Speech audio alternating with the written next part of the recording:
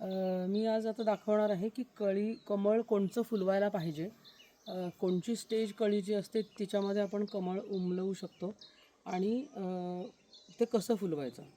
तर हे जे कमळ आहे हे रेड शांघाई नावाचं कमळ आहे आणि हे सिंगल पेटल आहे, सेल्फ ब्लूमिंग आहे, म्हणजे स्वतःचं स्वतः ते उमलतं, स्वतःचं स्वतः मिटतं.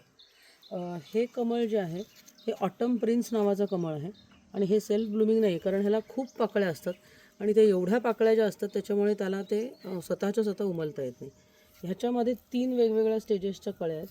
एक ही जी आहे ही अगदी छोटी कळी आहे, ही आत्ता पूर्ण बंद आहे आणि ही आत्ताच नवीन आलेली बाहेर आहे.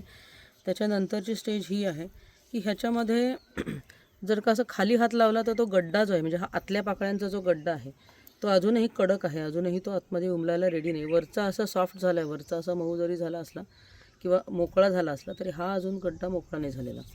पण ही जी कळी आहे ह्याच्यामध्ये इथे दिसते की इथे असं समोर त्याला उमलायला सुरुवात झालेली आहे आणि हा जो गड्डा आहे हा इथेसुद्धा मऊ लागतो आहे, ह्याचा हाताला मऊ म्हणजे असा मोकळा व्हायला सुरुवात झाली, इथून तर तो मोकळा आहेच आहे.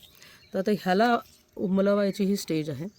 तर त्यावेळेला इथून खालून एका हाताने सपोर्ट द्यायचा आणि वरतून ह्या पाकळ्याने असं थोडं थोडं खाली सरकवायचं.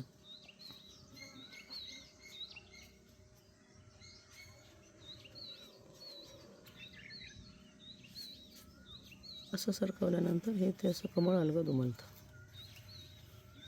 वा.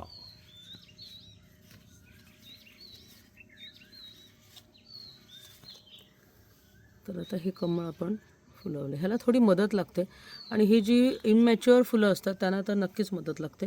ज्या वेळेला ते प्लॅन्ट आणि ते ज्यावेळेला बऱ्यापैकी मॅच्युअर होतं त्यावेळेला ते कधी कधी उमलतं स्वतःचं स्वतः. पाऊस असला किंवा त्याच्यावर जर का काही असं पावसासारखं असं काही पडलं किंवा वारा आला तर त्याच्यामुळे ते उमलू शकतं. पण जनरली ते उमलावावं लागतं. आता ते जे कमळ आहे ते बुच्छा ते सुद्धा उमलवावं लागतं. त्याच्यानंतर ही बरीचशी कमळं जी आहेत त्याच्यातली की जी खूप मल्टीपेटल आहेत ती उमलवावी लागतात. तर त्याच्यापैकी हे एक ऑटम प्रिन्स आहे, हे मी तुम्हाला आता उमलवून दाखवलेलं आहे. तर आता अशा प्रकारे ज्यावेळेला तुमच्याकडे कळी रेडी होईल त्यावेळेला तुम्ही नक्की उमलवू शकता.